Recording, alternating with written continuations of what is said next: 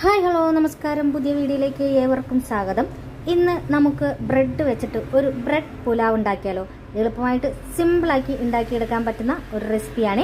അതിനായിട്ട് ഞാൻ 5 bread slice എടുത്തിട്ടുണ്ട്. അത് കൈവച്ച് 1, 2, 3 പീസുകളായി മുറിച്ചതിന് ശേഷം ഒരു മിക്സിയുടെ ജാറിലിട്ട് ഒന്ന് പൊടിച്ചെടുക്കുക. ഈ പൊടിച്ചെടുക്കുന്ന തരിയായിട്ട് കിട്ടണം കേട്ടോ, അതാണ് ഒരു പ്രത്യേക ടേസ്റ്റ്. ഇനി സവാള, വറ്റൽമുളക് എന്നിവ ചെറുതായി അരിഞ്ഞത്. ഇനി ഒരു പാൻ അടുപ്പത്ത് വെച്ച് അതിലേക്ക് ആവശ്യത്തിന് വെളിച്ചെണ്ണ ഒഴിച്ച് നമ്മൾ അരിഞ്ഞു വെച്ചിരിക്കുന്ന സവാള ഒന്ന് വഴറ്റി കൊടുക്കുക. ഒപ്പം വറ്റൽമുളകും കുറച്ച് കറിവേപ്പിലയും ചേർത്ത് കൊടുക്കാവുന്നതാണ്.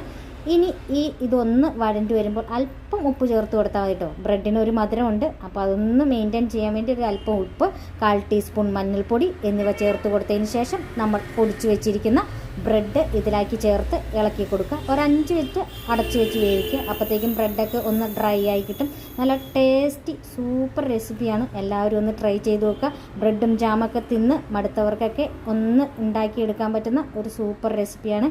അപ്പോൾ എല്ലാവരും ഉണ്ടാക്കി നോക്കിയിട്ട് അഭിപ്രായം പറയണം. ടാറ്റാ, ബൈ.